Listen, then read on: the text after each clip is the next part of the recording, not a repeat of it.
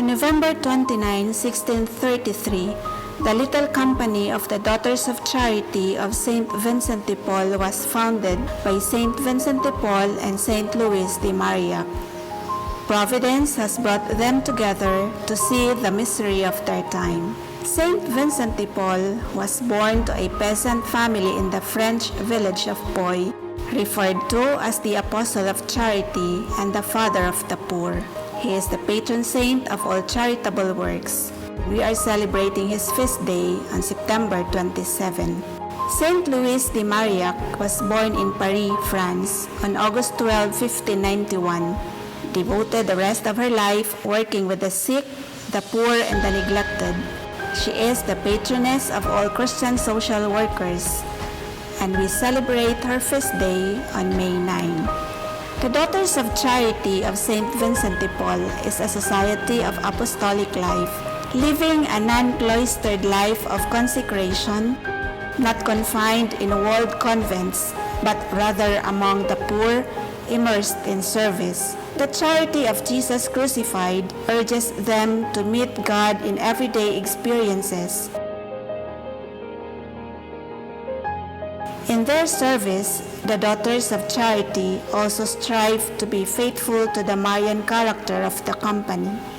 Following the path of Jesus Christ, called to be totally given to God, we are ordinary women who commit to live in community for the service of the poor. The company of the Daughters of Charity is an international, multicultural community, journeying, caring, and serving persons in poverty situation.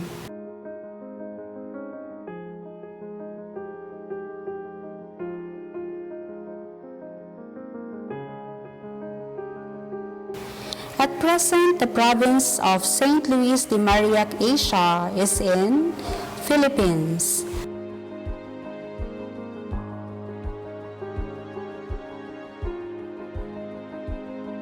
South Korea, China, Japan,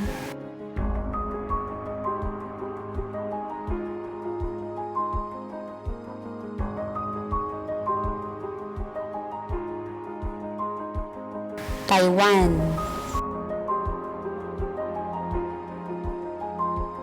Papua New Guinea,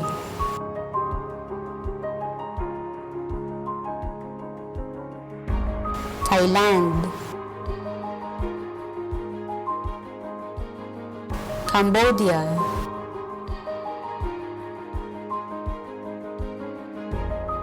and Laos.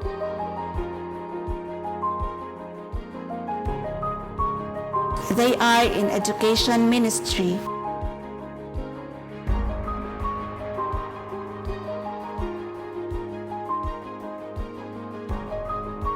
health ministry,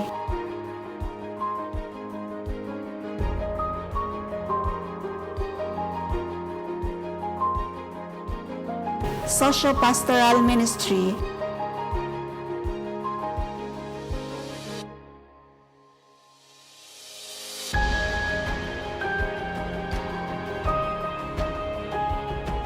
and social welfare and development.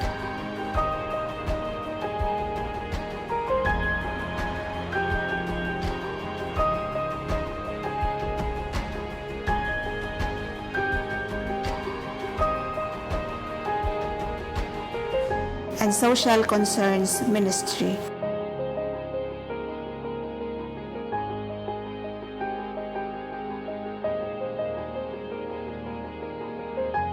The stages of formation of the Daughters of Charity are aspirancy, postulancy, seminary, initial formation and mission, ongoing formation. The pre-postulancy stage is also referred to as the aspirancy. It is a come and see period where the candidate takes a closer look at herself and the life and mission of the Daughters of Charity for a deeper discernment and confirmation of her vocation. to develop her capacity for personal and interpersonal relationships, to deepen her knowledge of the Christian faith and her relationship with God and Mary, to discover affinity between her personal charism and the Vincentian charism. As of right now, I am in the aspirancy stage. It allows me to know the congregation in itself, the apostolate, and the people that I am going to live with. When I have experience with the Daughters of Charity, and then I saw the different kinds of poor, and then I understood their needs and their intentions. All of this make me to become a consecrated life, to be a servant of the poor. I learned to be mature, and I learned to love the community, to grow in community life. This stage of formation lasts for about 6 months and allows the candidate a period of transition that is lived in common with other candidates as she seeks for further discernment on her vocation. Towards the end of this period, the candidate makes a discernment retreat and writes a letter of application to proceed to the next stage of formation, the postulancy. Postulancy is the stage where the candidate undergoes a thorough formation program to help further discern God's call for her and her readiness to become a daughter of charity. This stage prepares her for admission to the company. The aim of this stage of formation is for the candidate to have a firm conviction of God's call for her and to have the readiness to take upon herself the life of a daughter of charity, to progress in the acceptance and integration of her personality, history, and culture, given her gifts and limitations, to deepen her knowledge and personal experience of God, and to strengthen her relationship with God and His creation, and manifest her readiness to embrace the life of a daughter of charity as she grows in compassion. I also want to give back to God all the unconditional love and the sustaining grace I have received in my life before when I was outside. It's like a fulfillment inside of me. We are having our human development formation as to discover more of ourselves.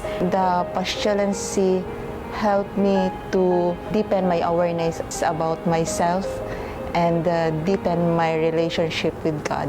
My experience here in the postulancy helped me to appreciate myself, my family, and all the things that I can do and cannot do. Postulancy formation is given a minimum of 1 year. Extension may be requested or recommended depending upon the need of the candidate. The seminary is the stage of formation where the candidate is admitted to the company of the Daughters of Charity. She goes through an intensive formation to deepen her relationship with God and grow in her Vincentian identity. Continuing discernment is made to seek confirmation of her vocation as she lives the life of a daughter of charity. I am His beloved. I was able to reconcile with my own limitations as a human being and be able to walk with them positively. To accept that despite of my weaknesses, there is someone who is God continuously loving me. It is where I am being rooted in my conviction that God is calling me to be in this kind of life. My experience here in the seminary helps me to be rooted more in my relationship with God, to have the total awareness of my connectedness, to form a grateful heart in everything that I experience. Seminary formation, it is being set aside from the world, to be just simply at most focused on God. And it is here that I am developed to have that spiritual structuring. It means that in all things that I do, there's a sense that God is always present. To be a daughter of charity means a woman of prayer, a woman of character, and a woman of service. What attracts me to the Daughters of Charity is their missionary character, wherein there is no kind of poverty or kind of distress that is foreign to them. We have the chance to do what the Son of God did while He was here on earth. And for me, by being here in formation, the more that I know Jesus, His values, which I have learned especially through my prayers and through my prayer direction. Initial formation and mission is directed towards strengthening our Vincentian identity as young sisters. While taking up theological, pastoral studies, we discern our readiness to fully commit ourselves to live the life of a daughter of charity through the emission of the vows for the first time. Formation at this stage aims at the maturity and readiness in terms of Christian, human, and Vincentian dimensions. This final and longest stage of initial formation has 3 phases that extends for 3 to 5 years. Phase 1 is 1 year on mission in the local community after the seminary formation.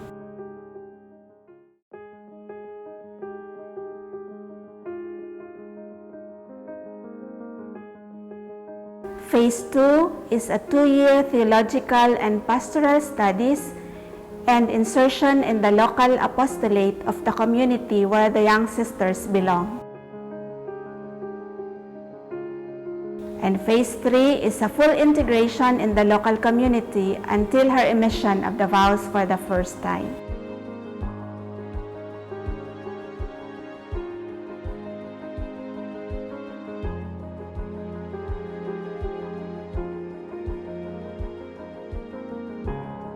The Daughters of Charity is totally given to God, animated first of all by the love of God and nourished by personal and communal prayer, who commit to live in community where love, joy, growth, refreshment, and peace for the service of the poor are experienced together.